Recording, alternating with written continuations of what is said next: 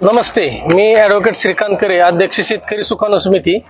या मुद्द्याच्या दूध उत्पादकाच्या प्रश्नावर आपण आज एक निवेदन तयार केलेलं आहे, जे इंदापूरच्या तहसीलदारांना देखील दिलेलं आहे।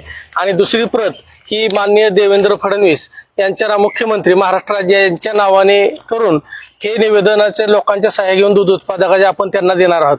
खरं तर सरकारच्या अनावस्थेमुळे किंवा दुर्लक्षामुळे दूध उत्पादकाची कशी लूट होते हे या माध्यमातून सांगतोय की ज्या पद्धतीने दुधातील भेसळ तपासणीचे अधिकार मात्र अन्न भेसळ प्रक्रिया विभागाला आहेत। समजा भेसळ गावली तर त्याच्यावर कारवाई करण्याचा अधिकार मात्र त्यांना नाहीत। म्हणजे त्यांनी फक्त भेसळ शोधायची, पण त्यांच्यावर कारवाई होत नसल्यामुळे भेसळखोरांचं फावतंय। दुसरं असं आहे की मिल्कोमीटरच्या माध्यमातून शेतकऱ्याची आज मोठ्या प्रमाणात लूट होते। फॅट एसएनएफ हे रिव्हर्स केले जातात। मिल्कोमीटर तपासणीसाठी कुठलंही प्रमाण ठरवलं गेलेलं नाही किंवा जी वैध मापन विभाग आहे जो मिल्कोमीटरची तपासणी करतो त्याला तपासणीचे अधिकार नाहीत आणि कारवाईचे देखील अधिकार नाहीत। यामुळं शेतकऱ्यांच्या दुधामध्ये एक प्रकारे मोठ्या प्रमाणात लूट होऊन हे दूध संघाला त्याचा सपोर्टिव्ह भूमिका शासनाने आजवर घेतलेली आहे। आणि तिसरी गोष्ट म्हणजे जो वजन काटत आहे की दुधाचा जो वजन घेतलं जातं लिटर मध्ये त्यात 100 ml च्या आतलं दूध धरलं जात नाही। म्हणजे 90 ml एखादं 1 लिटर 90 ml असेल किंवा 10 लिटर 90 ml असेल तर त्याचं 10 लिटरच मानलं जातं, म्हणजे वरच्या 90 ml चा हिशेब नसतो। म्हणजे अशी शेतकऱ्याची आज लाखो लिटर दुधाची लूट राज्यभरात सुरू आहे। म्हणजे तुम्ही आमच्या हक्काचं हमी भावाच्या बाबतीत तर बाजूला राहू द्या, पण जे आमचं हक्काचं आहे तेच द्यायला तुम्ही तयार नसाल आणि सरकार, पशुसंवर्धन मंत्री, दुग्ध विकास मंत्री हे याच्यात लक्ष घालत नसतील तर शेतकऱ्यांनी जायचं कुठं। म्हणून आम्ही शेतकरी सुकाणू समितीच्या माध्यमातून मागणी केली की हे सगळे तिन्ही अधिकार जिल्हा दूध पशुसंवर्धन अधिकाऱ्याकडे द्या आणि तिथं प्रत्येक जिल्ह्यावर महाराष्ट्राच्या टास्क फोर्स स्थापन करा, ज्या माध्यमातून त्यांना कारवाईचे अधिकार द्या, तपासणीचे अधिकार द्या, ज्यामुळे शेतकऱ्याची होणारी मोठ्या प्रमाणात पिळवणूक रोखली जाईल।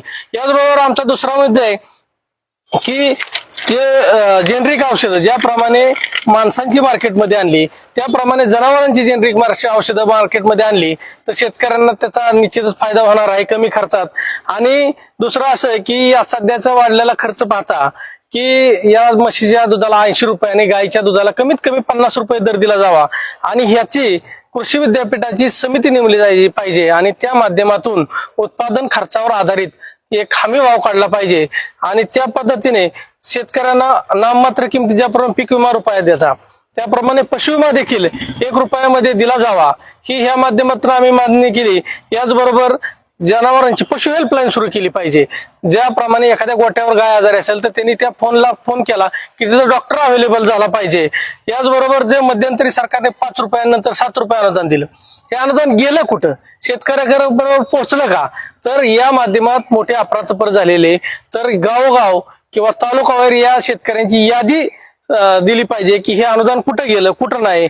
याचबरोबर शेतकऱ्यांच्या विविध योजना आहेत आमचे, त्या चारा कुट्टी, दूध मशीन, अत्याधुनिक गोठे हे दिले पाहिजे आणि जे पशुखाद्यामध्ये जे प्रमाण आहे त्या घटकांचे त्याचा वापर योग्य होतोय का शेतकऱ्यांना भेसळयुक्त पशुखाद्य मिळते यासाठी सरकारने प्रमाण ठरवून त्याचबरोबर त्याच्या किमती कुठेतरी नियंत्रणात आणून आणि सरकारने स्वतः देखील हे पशुखाद्य उपलब्ध करून दिलं तर शेतकऱ्यांचा निश्चितच फायदा होणार आहे। आणि या मागण्या घेऊन आम्ही आता शेतकऱ्यांचं निवेदन माननीय तहसीलदारांना तर दिलंच, याचबरोबर माननीय मुख्यमंत्री यांना देखील सह्यांचं अभियान चालू करून पाठवणार आहेत आणि त्यानंतर त्यांची आम्ही भेट घेण्याचा देखील प्रयत्न करणार आहोत।